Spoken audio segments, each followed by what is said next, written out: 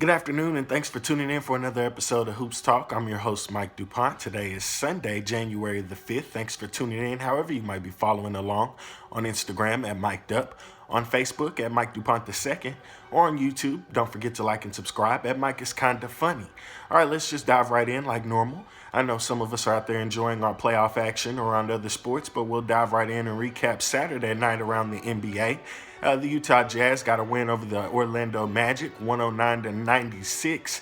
Donovan Mitchell led the way with 32 points. Rudy Gobert finished with 17 rebounds. Nikola Vucevic had 22 points and 13 rebounds for the Magic in their loss. Orlando drops to 16-20 following the loss.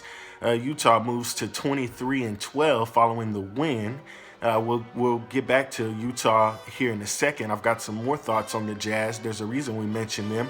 Another game that was an interesting follow last night, the Oklahoma City Thunder got a win over the Cleveland Cavaliers. Oklahoma won 121-106 over Cleveland last night. Oklahoma City improved to 20-15 following the win. Cleveland dropped to 10-25. Oklahoma City got 20 points from Shai Gilgeous-Alexander. Steven Adams finished with 10 points and 16 rebounds, while Dennis Schroeder also finished with 22 points off the bench for Oklahoma City. They move forward with another win. We'll revisit. We've got some more information on Oklahoma City as well. Also in action last night, the Milwaukee Bucks got a win over the San Antonio Spurs to improve Milwaukee to 32-5. There's a significance to that record. We'll come back to it here in a second. The San Antonio Spurs, I know we continue to do this another day. Another loss for the San Antonio Spurs. They dropped to 14-20 on the season following a 127-118 loss. Giannis Antetokounmpo led the way with 32 points for Milwaukee. Eric Bledsoe also had 21 points in the win. Chris Middleton finished with 20 points. From the San Antonio Spurs, they got 26. I believe it was 26. Yes, they got 26 points from DeMar DeRozan in the loss. The Bucks move again, like I said, to 32-5. Three significant wins for three teams on the rise that deserve a bit of a shout out here. I'd love to hear from you in the comments. However, you might be following along on Instagram at Mike Dup, or on Facebook at Mike DuPont II, or on YouTube. Please don't forget to like and subscribe at Mike is Kinda Funny. I'd love to hear from you in the comments, hear your thoughts on either of these three teams and what your outlook has been on their season so far and how you might project their season moving forward, whether it be Milwaukee, Oklahoma City, or Utah. Do you see them as a team deserving maybe a little bit of attention here in the postseason? Is Milwaukee a team that you've already got penciled in for the finals? I'd love to hear your thoughts. Oklahoma City, do we need to give them a little bit more attention than they've been getting? They are a team that's fighting for playoff contention right now. And are the Utah Jazz being overlooked in the Western Conference as they continue to climb? A little bit of information here for you.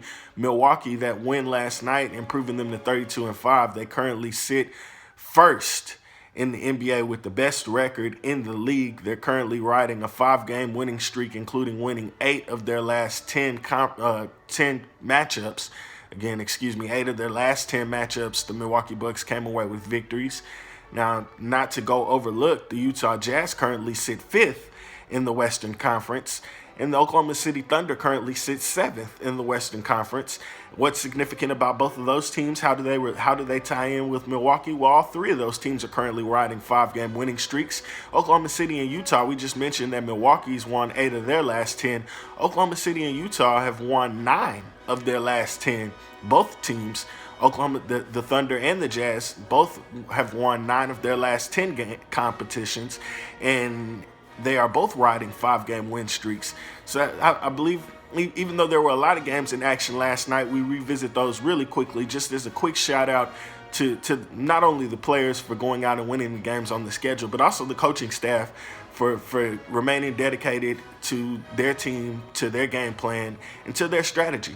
So it's a huge shout out to Mike Budenholzer, coach of the Milwaukee Bucks, Quinn Snyder, coach of the Utah Jazz, and Billy Donovan, coach of the Oklahoma City Thunder. Not that they're looking to hear from Mike is kind of funny. Not that they need any recognition from Mike DuPont, but we love to recognize our coaches too, because they definitely don't get as much of the screen time as some of the other guys on the floor. So we definitely feel like they're deserving of a shout out as they continue to perform well and maybe in some cases exceed expectations. Again, I'd love to hear your thoughts on either of the three teams and how they've performed, not only how they've performed to this point, but also how you project them moving forward. Thanks for tuning in. However you might be following along, have a great Sunday. Be blessed.